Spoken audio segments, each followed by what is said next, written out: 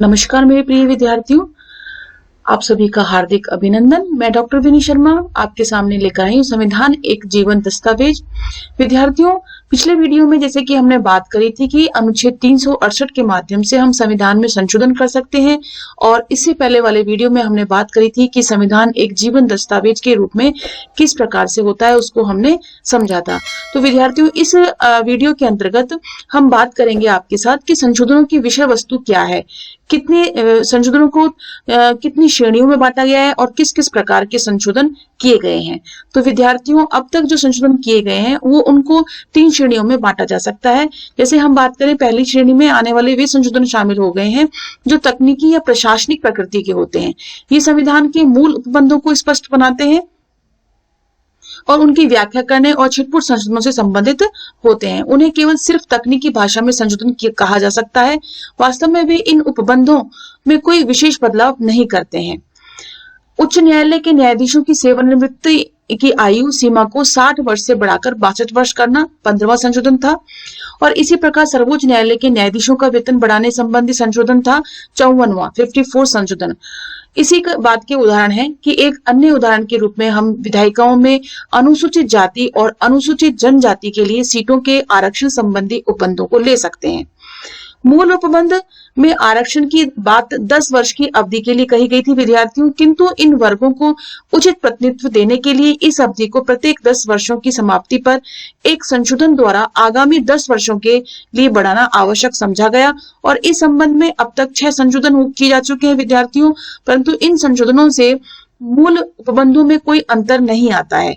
इस प्रकार हम कह सकते हैं कि ये केवल तकनीकी संशोधन ही कहलाते हैं। देखिए विद्यार्थियों, कार्टून में क्या व्यंग किया गया है। हाँ, मुझे लगता है कि हमें संशोधनों की संख्या के बजाय बदलावों पर ध्यान देना चाहिए। राजनीति के छात्र होने के नाते हमें इसी बात पर गौर करना चाहिए कि हमें बदलावों पर ध्यान देना चाहिए बजाय कि संशोधनों की संख्या पे, कि हमने किन किन उपबंधों में क्या क्या बदलाव किए हैं। विद्यार्थियों, क्या आपको याद है कि राष्ट्रपति के पद से संबंधित हमने चर्चा की थी, और मूल संविधान में यह माना गया था कि हमारी संसदीय व्यवस्था में राष्ट्रपति सामान्य मंत्री परिषद की सलाह के अनुसार कार्य करेगा। इस संबंध में बाद में एक संशोधन किया गया और अनुच्छेद 74(1) में यह स्पष्ट कर दिया गया कि मंत्री परिषद की सलाह राष्ट्रपति के लिए बाध्यकारी होगी। क्या इस संशोधन में वास्तव में कोई अंतर पड़ा है? इसे स्थापित परंपरा की निरंतरता के रूप में देखा जा सकता है।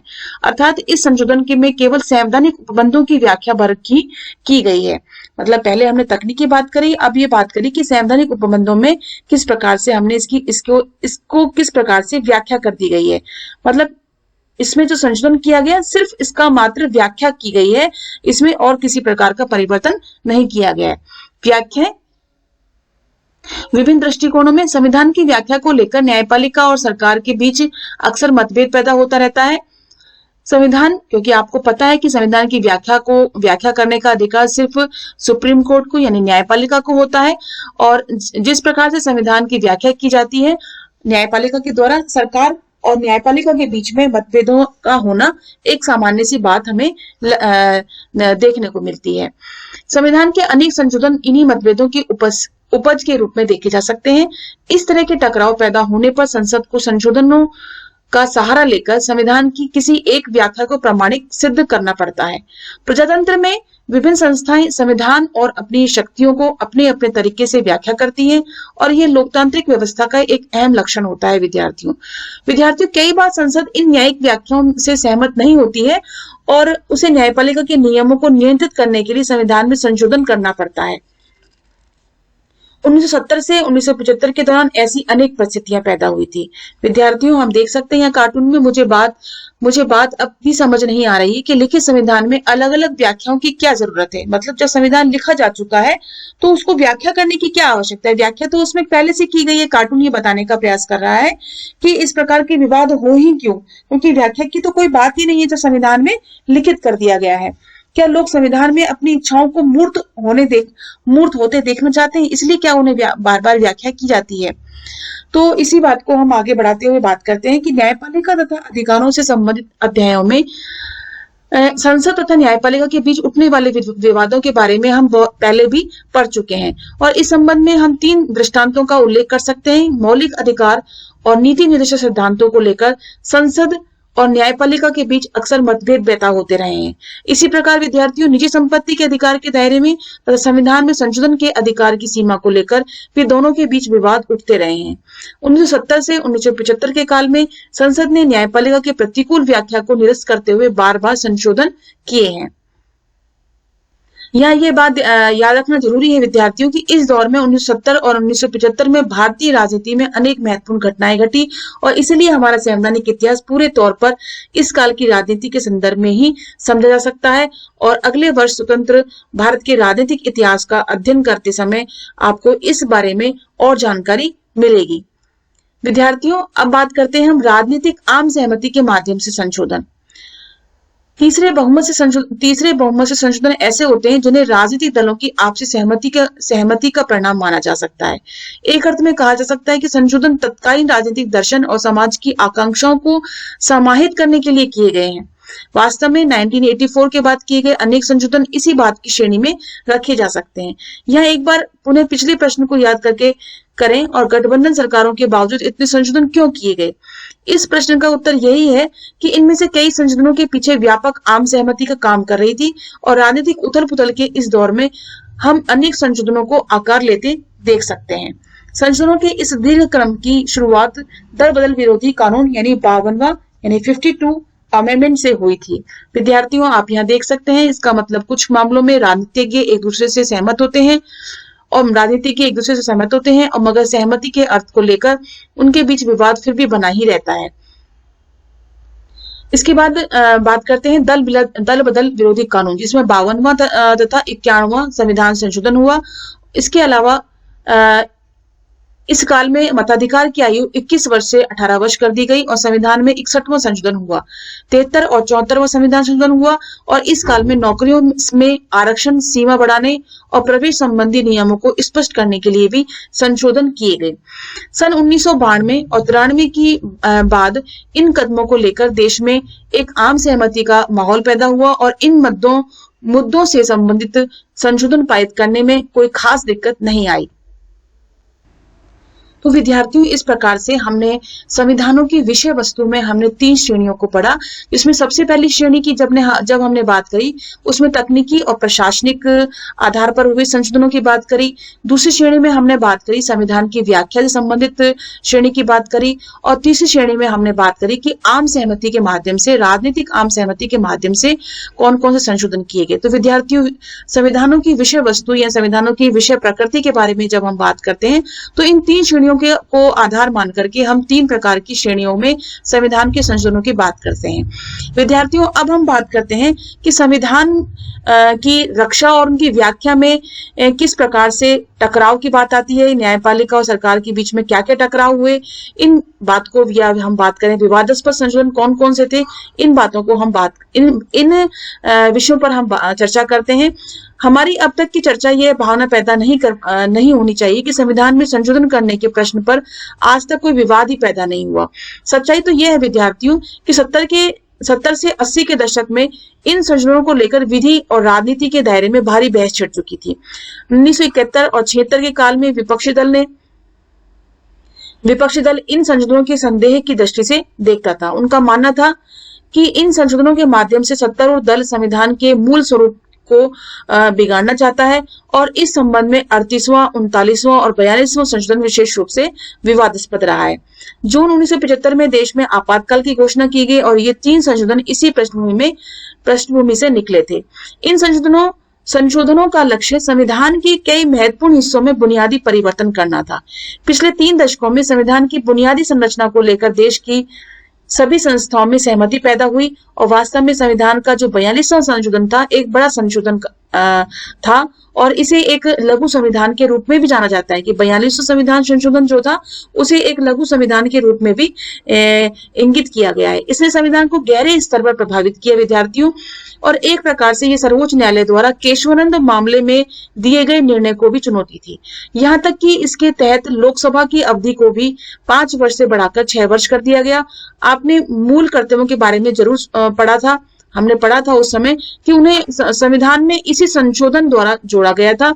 और संविधान का 42वां संशोधन न्यायपालिका की समीक्षा शक्तियों पर भी प्रतिबंध लगाता है। विद्यार्थियों, ये कहा जाता है कि इस संशोधन के द्वारा संविधान के एक बड़े मौलिक हिस्से को नए सिरे से लिखा गया। क्या आप जानते हैं कि इस संशोधन के द्वारा संविधान की प्रस्तावना 7वीं अनुसूची तथा 53 अनुच्छेदों में परिवर्तन किए गए थे। जब यह संशोधन संसद में पास किया गया तो विरोधी दलों के बहुत से सांसद जेल में थे। इसी पृष्ठभूमि में विद्यार्थियों 1977 के चुनाव हुए और सत्ताधारी दल यानी कांग्रेस की हार हुई। नई सरकार ने इन विरोधाभासी संशोधनों पर पुनः विचार करना आवश्यक समझा और 38, 39 और 42 संशोधन के माध्यम से जो परिवर्तन किए गए थे उनमें से अधिकांश को 43 यानी 43 और 44 यानी 44 संशोधनों के द्वारा निरस्त भी कर दिया गया।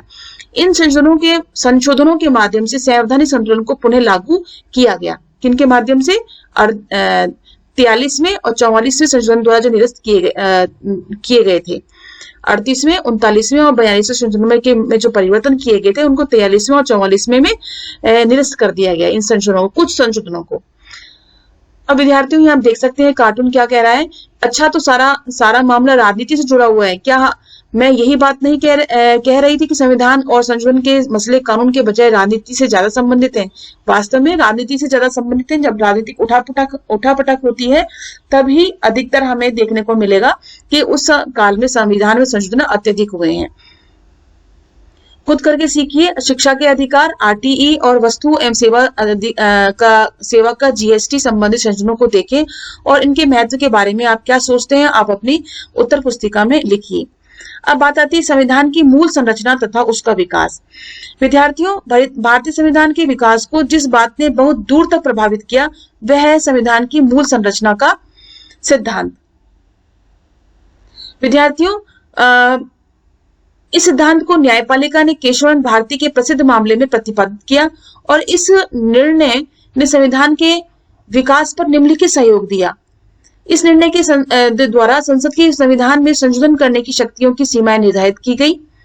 यह संविधान के किसी या सभी भागों के संपूर्ण संशोधन या निर्धारित सीमाओं के अंदर की अनुमति देता है। संविधान की मूल संरचना या उसके बुनियादी तत्वों का उल्लंघन करने वाले किसी संशोधन के बारे में न्यायपालिका का फैसला अंतिम होगा। केशवानंद भारती मामले में यह बात स्पष्ट हो गई थी। सर्वोच्च न्यायालय ने केशवानंद के मामले में 1973 में निर्णय दिया था। बाद के 4 दशकों में संविधान की सभी व्याख्याएं इसको ध्यान में रखकर की गई। संरचना का सिद्धांत स्वयं में ही एक जीवंत संविधान का उदाहरण है। संविधान में इस अवधारणा का कोई उल्लेख नहीं मिलता और यह एक ऐसा विचार है विद्यार्थियों जो न्यायिक व्याख्याओं से जन्मा है। विगत 3 दशकों के दौरान बुनियादी संरचना के सिद्धांत को व्यापक स्वीकृति मिली और इस तरह देखा जाए तो न्यायपालिका और उनकी व्याख्याओं के चलते भी संविधान में संशोधन हुए। सभी जीवंत संविधान बहस, तर्क वितर्क, प्रतिस्पर्धा, व्यवहारिक राजनीति की प्रक्रिया से गुजरकर ही विकसित होते हैं। 1973 के बाद न्यायालयों ने कई मामलों में बुनियादी संरचना के तत्वों को निर्धारित करने का प्रयास किया। एक अर्थ में बुनियादी संरचना के सिद्धांत से संविधान की कठोरता और लचीलेपन का संतुलन और मजबूत हुआ।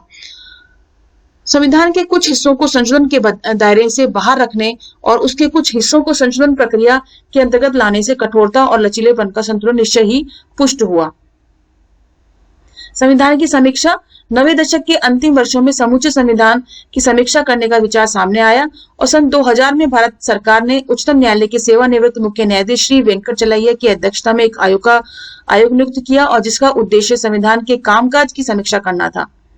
विपक्षी दल, अन्य संगठनों ने इस आयोग का बहिष्कार किया और आयोग को लेकर उठा राजनीतिक विवाद अपनी जगह है, लेकिन गौर करने की बात यह है विद्यार्थियों की आयोग ने बुनियादी संरचना में विश्वास जताया और ऐसे किसी कदम की सिफारिश नहीं की जिससे संविधान की बुनियादी संरचना को चोट पहुंचती हो।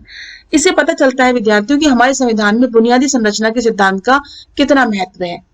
तो इस आधार पर ये जो बात बताई गई संविधान की समीक्षा करने का अधिकार जो बताया गया 90 दशक के अंतिम वर्षों में जो यह कार्य करेगा कि संविधान की समीक्षा किस प्रकार से की जाए और इस संविधान की समीक्षा करने के लिए एक आयोग का गठन किया गया और जिसमें वो आयोग का जो गठन किया गया मुख्य न्यायाधीश श्री वेंकटचलैया की अध्यक्षता में किया गया और विपक्षी दलों ने और अन्य संगठनों ने इसका बहिष्कार भी किया।